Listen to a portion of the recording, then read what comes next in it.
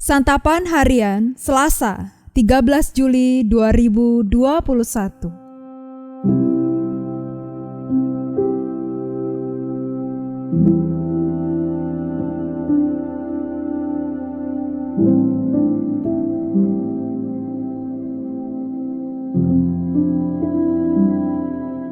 Inilah program Santapan Harian, sebuah program yang mengajak Anda menelusuri isi Alkitab, agar Anda menemukan makna firman Tuhan sesuai dengan konteksnya.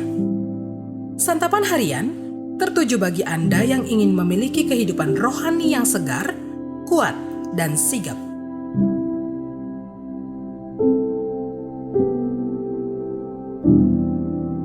Hari ini kita akan membaca kitab Yesaya pasalnya yang ke-60, ayat yang pertama hingga ayatnya yang ke-14.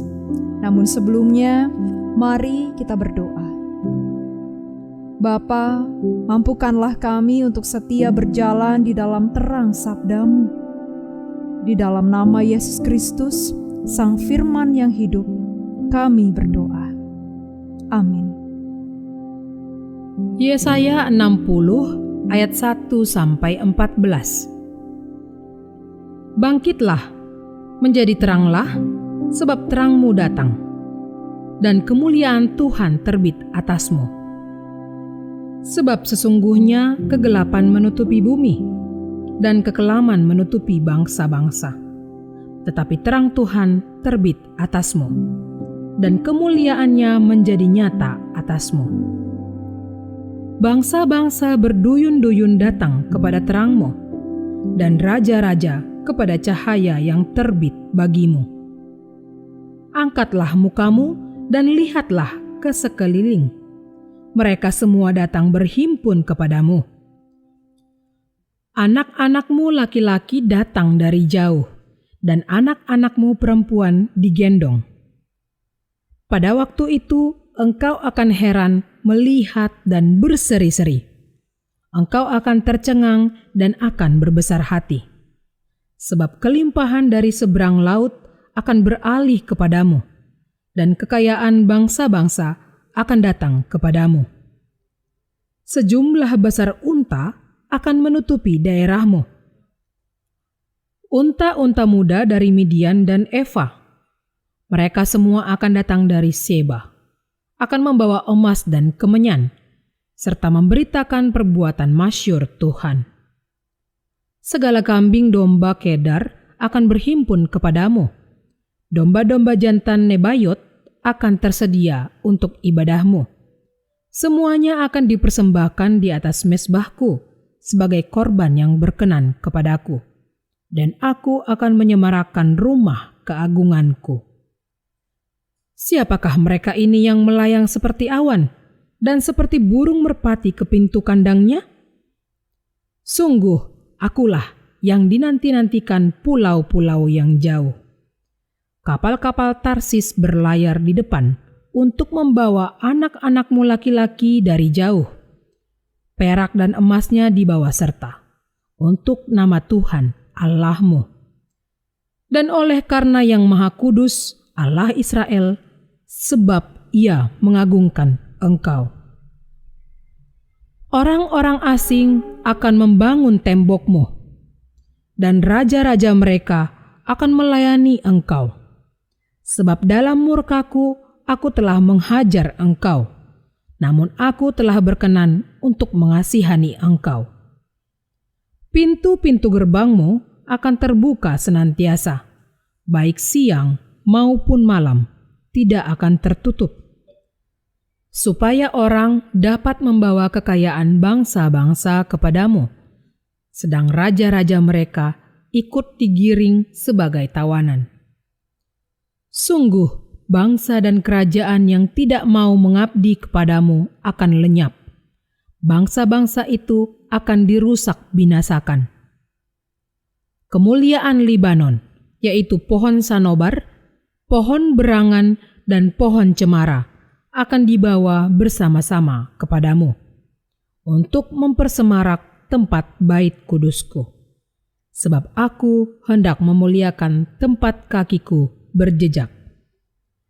anak-anak orang-orang yang menindas engkau akan datang kepadamu dan tunduk, dan semua orang yang menista engkau akan sujud menyembah telapak kakimu. Mereka akan menyebutkan engkau kota Tuhan, Sion, milik Yang Maha Kudus, Allah Israel.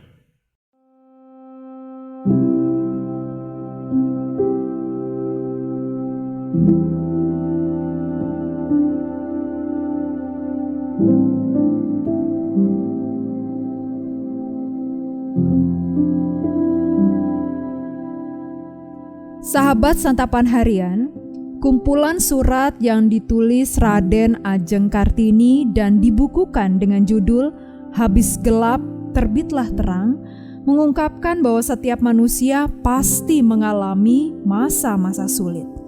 Dan setelah itu berlalu, masa di mana ada kebahagiaan pun akan muncul. Pembuangan ke Babel merupakan masa sulit yang dihadapi bangsa Israel. Sebagian dari mereka ada yang dibunuh dan dibawa sebagai tawanan perang. Namun, Nabi Yesaya menyadari kalau semua itu terjadi karena mereka tidak taat dan kurang percaya kepada Allah.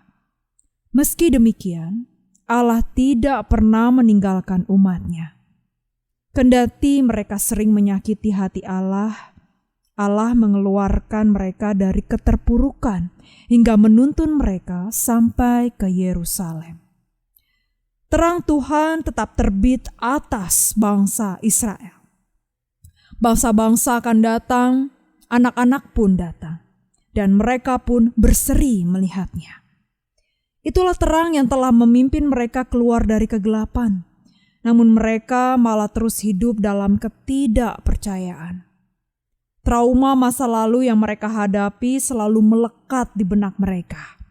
Mereka bahkan kerap kali meragukan kuasa Allah dengan mempertanyakan apakah Allah sanggup memulihkan keadaan mereka atau tidak. Oleh karena penderitaan datang bertubi-tubi, fokus mereka pun menjadi teralihkan. Mereka lupa bahwa selama ini Allah telah menyertai hidup mereka. Oleh karena itu, Nabi Yesaya mengingatkan kembali agar umat Allah yang ada di pembuangan tetap percaya kepada Allah yang telah menuntun mereka selama masa kesusahan. Yesaya berseru agar mereka bangkit dari kegelapan dan menjadi terang, karena seharusnya mereka tetap percaya dan bersandar kepada Allah, bukannya malah meragukan kuasa-Nya. Allah pun telah menunjukkan terang itu kepada kita, umat yang percaya. Karena itu, jangan biarkan masa lalu yang kelam atau penderitaan yang kita alami saat ini membelenggu dan membuat kita ragu, seperti orang-orang yang tidak percaya yang hidup dalam kegelapan. Mari kita bangkit dan menjadi terang sehingga kemuliaan Allah selalu nyata dalam hidup kita.